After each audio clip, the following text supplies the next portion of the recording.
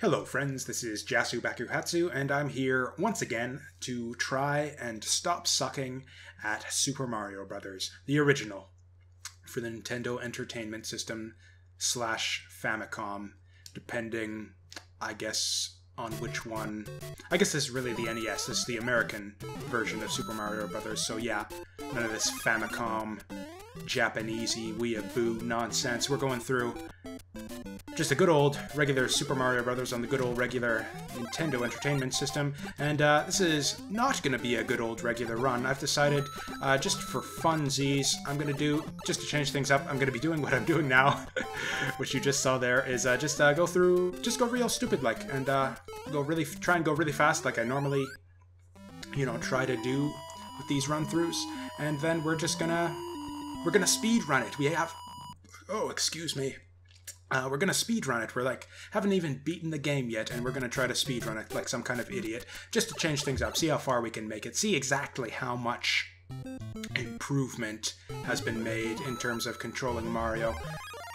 I mean, I say speedrunning, you kind of gotta go slow before you get that fire flower and your mushroom and stuff, but beyond that point, I don't even know how to get under there without, how does a speedrunner handle this? Just wait to get your mushroom? Or, oh, I bet you can duck under that, actually, and, slide. Can you slide in this game? You totally can. I knew you could do it in, the later Mario games, but this one I wasn't sure. It seems kind of advanced. That's, crazy. I don't know, it just seems like you can duck, and then your momentum carries you just a little bit further, and that just seems, crazy complicated for, an early 2D platformer. And I kind of went into that in, one of the previous videos, and I actually noticed, I was rewatching some of the stuff as I was uploading it, and I sort of left a question hanging out there, and I never actually returned to it. Is the original Super Mario Bros. Overrated? And I kinda, sorta went into it, or kind of alluded to my position on that in, I think it was a couple of videos ago. Basically it was when I was talking about how this game was kind of amazing for its time and massively, insanely influential in the history of video games. And I mean, really, when you can say all that about a game, how it totally, just compare this to anything else, any of its contemporaries, anything else that was out at around this time, and it just wipes the floor with the competition. It's competition. What could compete with the original Mario Brothers, at least back in that day? Ah, shit. So I'm certainly not me. Or at least I couldn't compete at the original Super Mario Brothers. Okay, we made it through first world at least without any deaths in our little speed run. So it's just because of it's such an important, influential game as well. There's just the legacy. It's just you can't say that this is overrated. This is, even if the game is been kind of arguably supplanted. I mean, yes, undoubtedly kind of supplanted by better platformers since its release. I mean, that's its release. How long ago was that? Coming up on, God, close to 30 years, I think. Oh my goodness.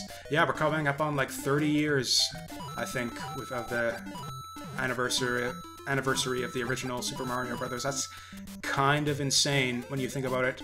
I honestly don't know what year this game was released in. I'm gonna have to take note of that. I feel like it was 87 or 86, something like that. Definitely 87 at the latest, I think.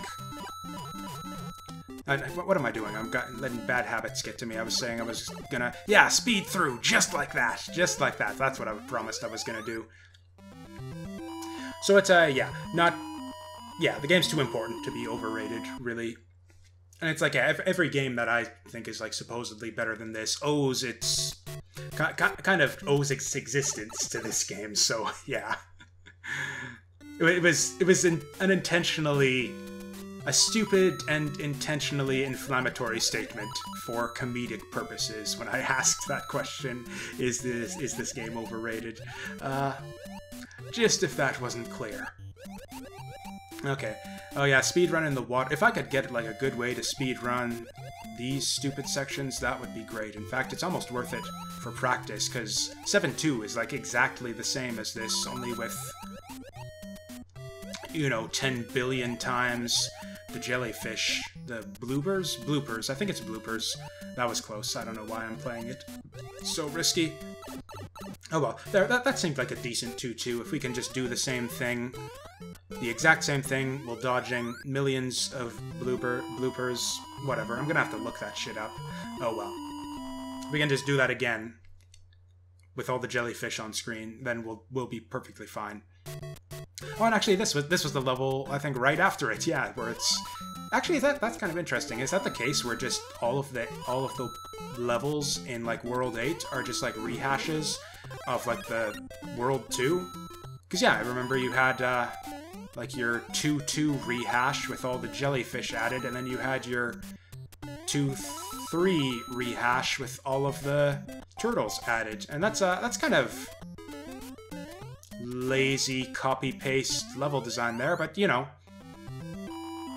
Yeah, I really don't. I was going for a compliment there, but I really don't like that kind of just like whole. Even if they change it up just like a little bit, like copy pasting entire levels and just especially I have no kind words to say about fucking 7-2. Shit! It was like I thought I was going, but then I wasn't getting as much momentum as I thought, and then I kind of screwed myself potentially. I don't know why, I had Mario on the brain, so I played just a little bit while listening to like a podcast or something. I decided, like I've mentioned before in other LPs, how I've got kind of my background game where it's like some people, it's like they look for podcasts to listen to while playing some kind of video game. That's kind of their main activity. I look for background video games to play while I'm listening to my podcasts. And for some reason, the other day, I decided it was going to be Super Mario World. So I've kind of screwed myself potentially on the physics of this game by playing, I think, about 2 or 3 hours of Super Mario World. Although, I don't know, it hasn't ruined me quite as much as I thought it would. Whoa! Oh! I don't know why I'm happy about that. I was just like, I dodged all those turtles and didn't get hit by any of them, and that's just like amazing to me. Okay. Feel like we haven't been making as good pace though as I said we would. This isn't a serious run. This is the run where we go super fast, run through all the way, and yeah, just breeze by the Hammer Brothers. Whoa! Okay. I mean, don't be stupid. If you can react to something and not get hit by it, then do so and don't get hit by it, and of course go for the fire flowers. You gotta. I spent like a whole stupid video talking about how goddamn important these fire flowers are. Of course you're not gonna. I mean, of course you're gonna stop and grab that, but other than that, we're just gonna run.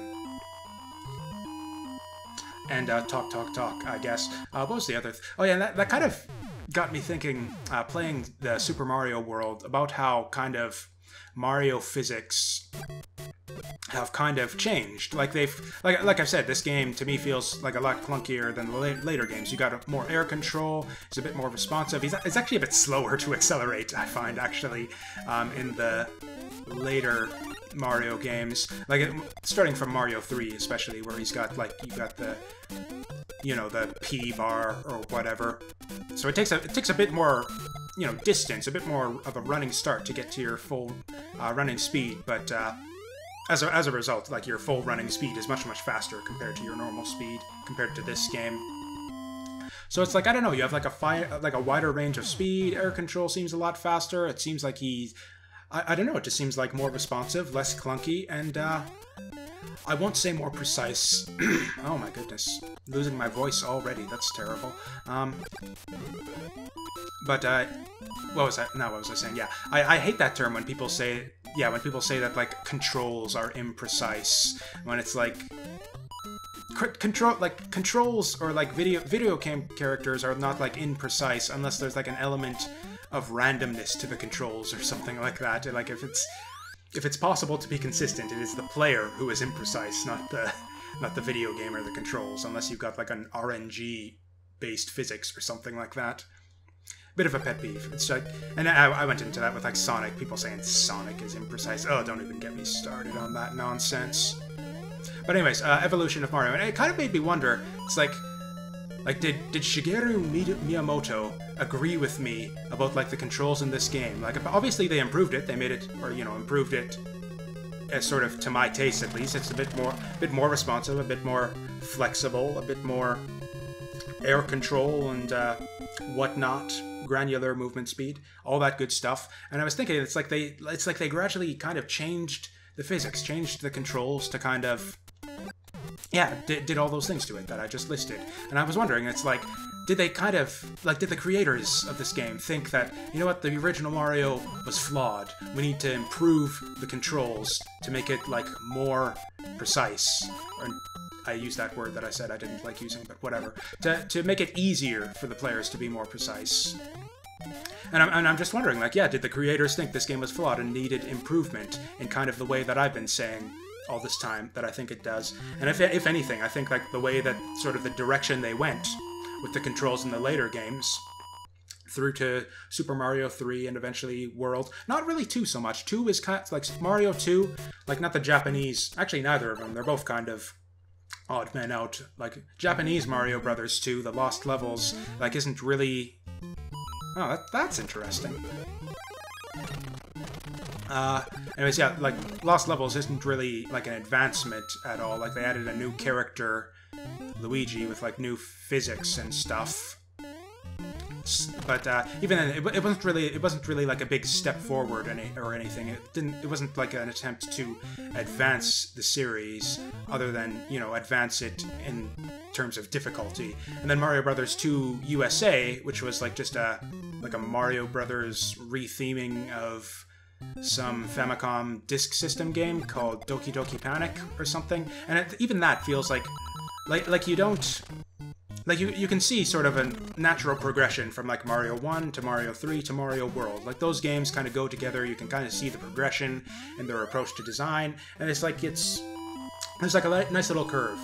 And, like, sort of one to the next. And then Mario Brothers 2, either one of them, is kind of the odd man out. It's like, yeah, you look at all the stuff in this game that carried forward to the future games, like most of the enemies, kicking turtle shells, fire flower, all that stuff, and then look at all the stuff from, especially the American Super Mario Brothers 2, and, like, what carried forward from that game. Like, I guess, kind of, that's garbage. That jump there is just, like, stupidly difficult for some reason. I don't know why they made it so difficult. Anyways, it's like, yeah, what did they carry forward from, like, Mario Brothers 2? There's, like, basically nothing, I think. It's, oh, come on. Anyways, it's like most of the enemies pretty much from that game pretty much never ever appear again in the series up until, like, I guess the Mario Sports titles. You start seeing Birdo and the like, and Shy Guys and stuff. But even then, I don't think, like, I guess Shy Guy appeared in, like, Mario 64 and stuff. But even then, that's it. Like, a couple, like, Shy Guys and Birdo, kind of, and that's about it. And, like, none of the game mechanics, none of, like, the lifting and throwing and stuff. I guess you kind of had that, like, a little bit in Mario World, but it's like it didn't feel like it was, like, it didn't feel like it was like a callback to Mario Brothers 2 there. It was just like, yeah, we decided to add... Like, you could throw Mario 2 out of the canon entirely, and nothing would be missed, I think.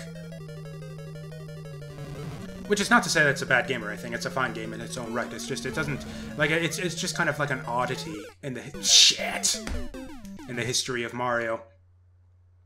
It's like, and actually, it's the same with some other Nintendo games as well. If you look at the Castlevania games, Castlevania is kind of the same way, where there's kind of like a logical progression from Castlevania 1 to 3 to Super Castlevania, and then they kind of split the timeline from there, or, you know, split the approach to design, where you've got, like, Bloodlines, like the Bloodlines Rondo of Blood kind of progeny from that game, and then you've got, like, the Eovania games, Symphony of the Night and all them. And then going back to it, you've got Castlevania 2, which is the odd man out. It's like nothing really like that again, where it's like RPG-like, with, like, level ups and, like, a big overworld.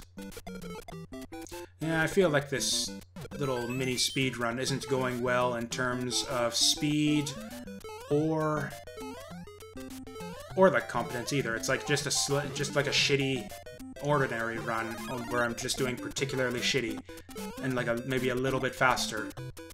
Yeah, we definitely got to do, like, a real run after this. So yeah, it's like Castlevania 2 was kind of the odd one out. And again, not really much from that game carried forward to the future ones. And then same with, what was it? What was the other game I noted? Zelda.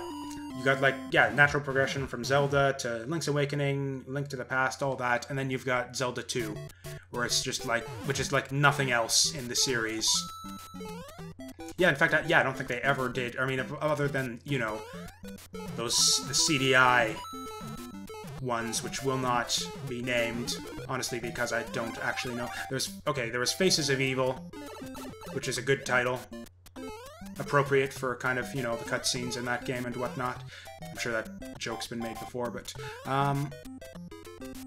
but yeah, other than that, you like never had like a 2D side-scroller Zelda ever again. That was just kind of again, like the second game in the series was kind of a strange blip in kind of the progression or the evolution of the series. Shoot! Yeah, don't even. And it was the same with Mario, is kind of what I was saying. And, oh yeah, there was one, okay. And I think it's kind of... So yeah, it was just kind of... yeah, that was my basic point there, was to just kind of...